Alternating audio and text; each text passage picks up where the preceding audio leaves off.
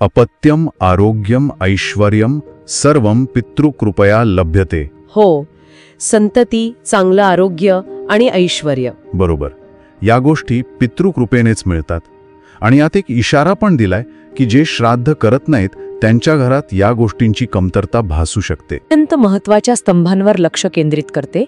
वंशवाढीसाठी अपत्य, जीवनाचा आनंद घेण्यासाठी उत्तम आरोग्य आणि सुख समाधानाने जगण्यासाठी ऐश्वर्य.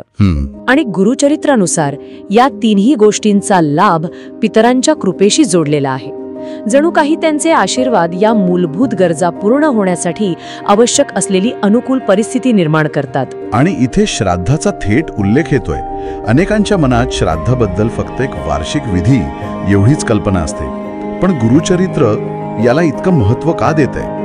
केवळ विधी म्हणून की त्यामागे काही खोल अर्थ आहे ज्याचा परिणाम आरोग्य, संतती, ऐश्वर्यावर होतो? हा प्रश्न अगदी नेमका आहे. गुरुचरित्राच्या संदर्भात श्राद्ध हे केवळ एक यांत्रिक कर्मकांड नाहीये. अच्छा. ती एक संधी आहे आपल्या पूर्वजांप्रती कृतज्ञता व्यक्त करण्याची, त्यांचा स्मरण करण्याची आणि त्यांच्याशी असलेलं आपलं नातं जपण्याची. कृतज्ञता आणि स्मरण. हो. आणि या ओवीनुसार हा कृतज्ञतेचा आणि स्मरणाचा भाव, हा जो एक ऋणानुबंध आहे, तो इतका प्रभावी आहे की त्याचा परिणाम संतती, आरोग्य आणि ऐश्वर्य यांसारख्या महत्त्वाच्या गोष्टींवर होतो. म्हणजे जसं झाडाला चांगली फळं यावीत म्हणून आपण त्याच्या मुळांची काळजी घेतो. अगदी. त्याला पाणी घालतो, खत घालतो.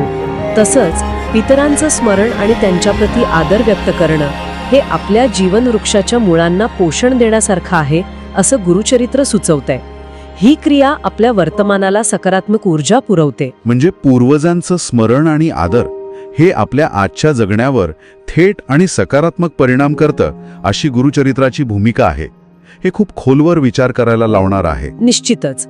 आणि यामुळे हा प्रश्नही मनात येतो की आपण आपल्या पूर्वजांकडून फक्त भौतिक वारसा घेत नाही, तर एक सूक्ष्म ऊर्जेचा प्रवाहही असतो का? आणि श्राद्धासारख्या परंपरा या प्रवाहाशी जोडले जाण्याचे माध्यम आहेत का?